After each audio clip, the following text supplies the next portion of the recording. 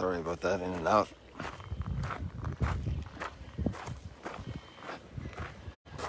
So Inwood sign of a sun disk. And actually last night when I was looking at the text, I thought I must go to our synagogue.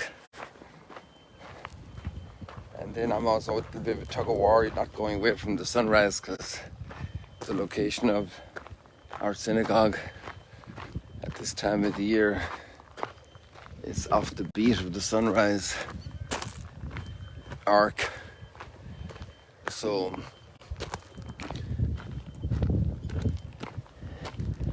it's a little bit of a hard decision.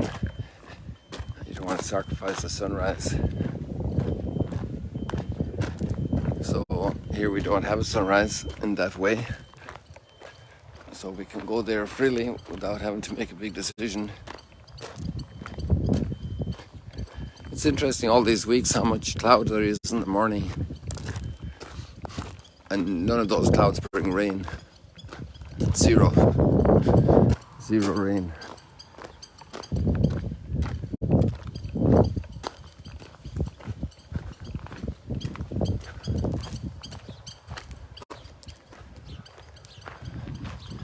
So we're heading up to the synagogue because of a word that's in the gospel reading today. And archaeologists think that might be referred to there. It's amazing with all the pruning how the olive trees come back so powerfully. Somehow this year, I don't know if it's too early, but I don't see any abundance of olives. And I don't know why that is. Must ask some people who are in the know.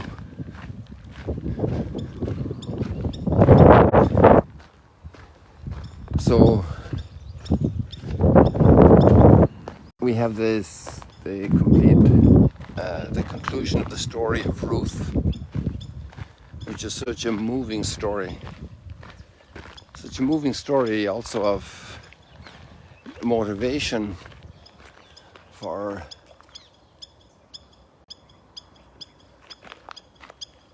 family life. The way women are held in honor inside a family in those times. I'm not sure if that was always the dominant attitude. Looks like the olives are scarce this year. Who knows why? And then to see the attitude, the praise that's given to Ruth, and also a motivation, I think, in seeing her example for women to show that greatness of heart, to develop that greatness of heart. It's not about showing it off, it's about developing it. Here we have the ritual bath area. We want to go over to the synagogue. So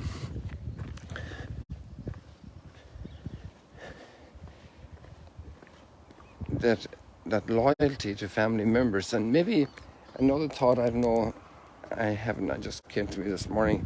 I'm not sure if it's a valid thought, but in a way it's a natural thing. We look after our own blood, our own kin, and she was an in-law, and so it's a love shown outside of kin, of direct kin.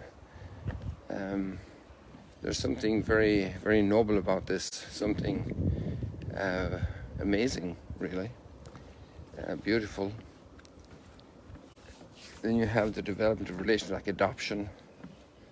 Adoptive love is so beautiful. It's not the blood relationship, it's love. It's the granting of love. The granting of love. And that's so wonderful, so marvelous.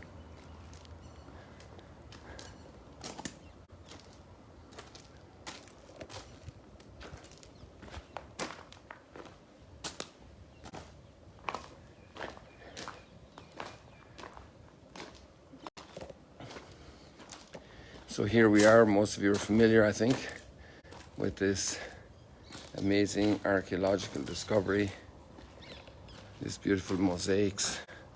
You know, a lady from Spain did her doctorate on the mosaics some years ago and found 27 different colors. Her doctorate was on the colors of the mosaics. Like you can see these very clearly to be seen darks and whites, if you will, or clears and darks, or black and white, with this a little bit more complex. And then you have here like an ochre color. Bring it down there close here. In the very hub and also in the center of the wheel of the circle. So you have this rosette. It's the third of its kind ever found in the country, and we the fourth. And it's amazing archaeology. And we might as well say Shabbat Shalom to our Jewish friends, since we're here at the synagogue this morning. Because I guess some of the Jewish people going to the synagogue are going to see their friends, are going to say Shabbat Shalom. So in case you're here with us, we say Shabbat Shalom to you.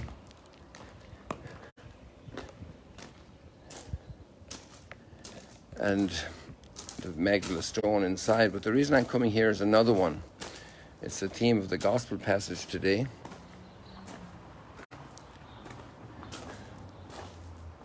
And it's here. This is what's typically called the Beit Midrash, the Beit Limud, a teaching room. And all of this was found here underneath this stuff. This is what we bought. First piece was bought about over 17 years ago. And so this is the place that was bought. It was called by a famous biblical name, as you might know, Hawaii Beach. That's the name of the property at that time. It was obviously a marketing name for the families who had noticed a little place that was very economical, where they could come, a little room. There was a shower separated by a plastic curtain from a toilet, and then there was this big space here and a pool, and the big space had a dining facility and dancing floor, so they could come and have fun, and the little kids, the water and the pool, the lake and the mountain right here. Nice spot for, a reasonably priced summer vacation. And then that was completely in need of overhaul. So the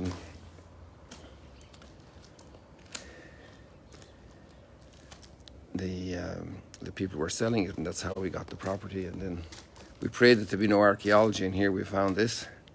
We said to God, if you want to give us archaeology, give us something good, not just a problem, because it can be a real problem to find archaeology on your property when you want to build. And here we found a huge treasure.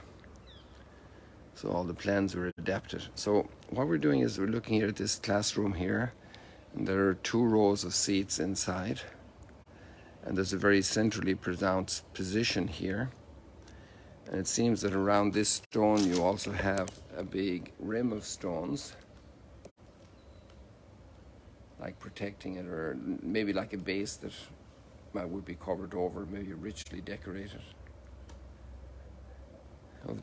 If there was a chair on top of this is a possibility, or just simply a little table, and the rabbi would sit on one of those seats, either on the far side or this side of it, and open up the scrolls and have a place to leave the scrolls with great respect.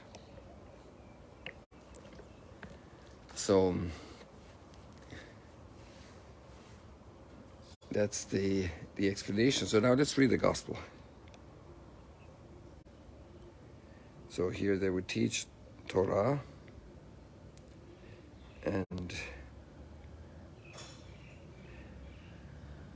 the 5 books of Moses and other things also, but Torah is also then the whole law of the Lord and so forth. Jesus spoke to the crowds and to his disciples, saying, the scribes and the Pharisees have taken their seat on the chair of Moses. Now in the synagogue in Chorazin, which is much later period, and maybe Byzantine period, there is a very ornate chair, the seat of Moses. That's the way it's understood to be. And the archaeologists surmise that this could be a nearly a version of that here. And, you know, from this term we also have culturally at the universities, but also at the major church of the diocese, the cathedra. So professors have a cathedra. They have a chair. So it's kind of a symbol of their teaching authority. And we have the cathedral, which is the seat of where the bishop presides, and it's for the teaching authority of the bishop. So to sit on the chair, it's one of the symbols. Like when the king was made a king, he sat on a throne. But here's to sit on a chair, and it's a symbol of that position of authority.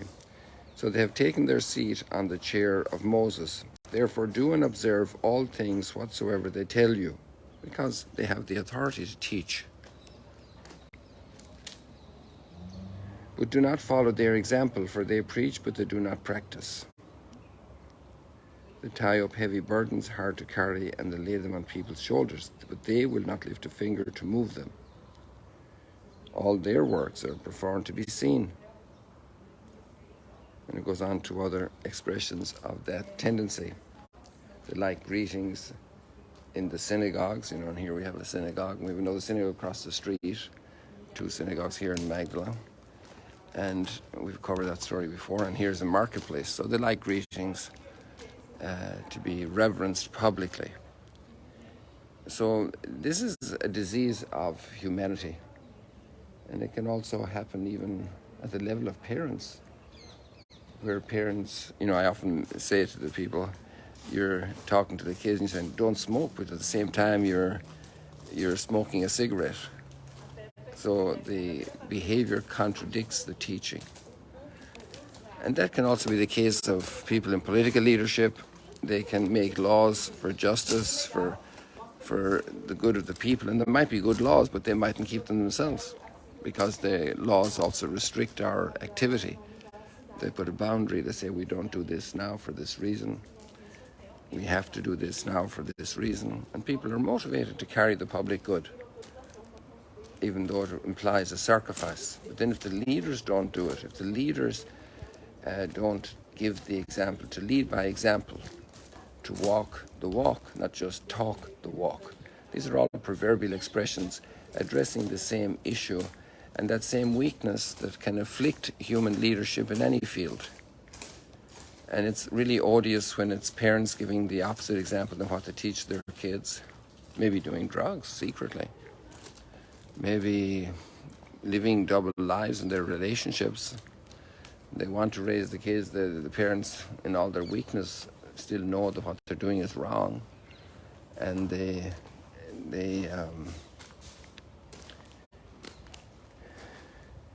behave like that. It's part of the brokenness of humanity.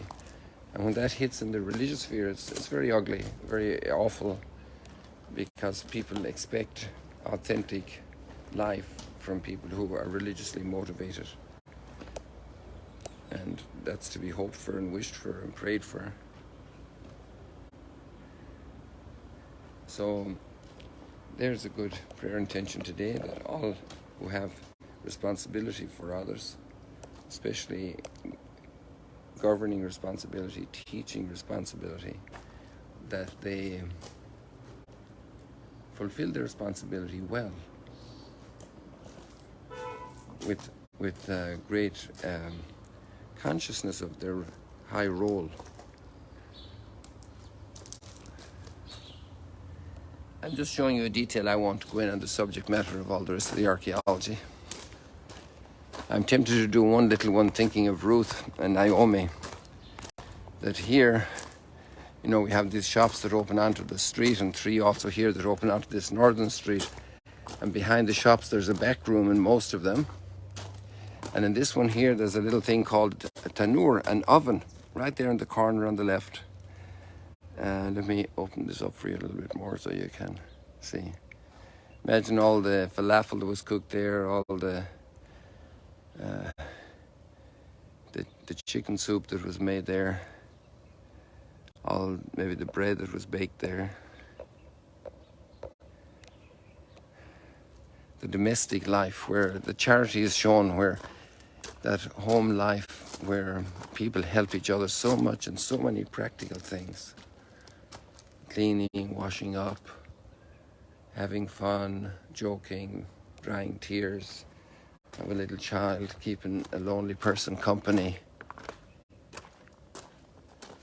The great portion of life that's lived out in the home, the preciousness of homes, the preciousness of rooms, of bedrooms, of kitchens, of living room, living space, the preciousness of family, and of the great honor in which to hold each member of the family, like we see here in the book of Ruth.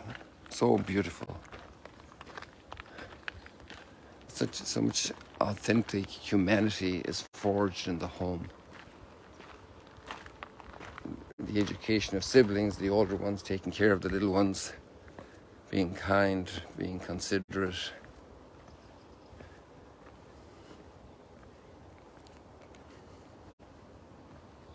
That looks like what all the sun we're going to get today, folks. I don't see any sign of it. It should be pretty high by now. So let's say goodbye. God bless you. See you later, alligators. Until we meet again, God willing, tomorrow morning. Come on there, go back there. There we go.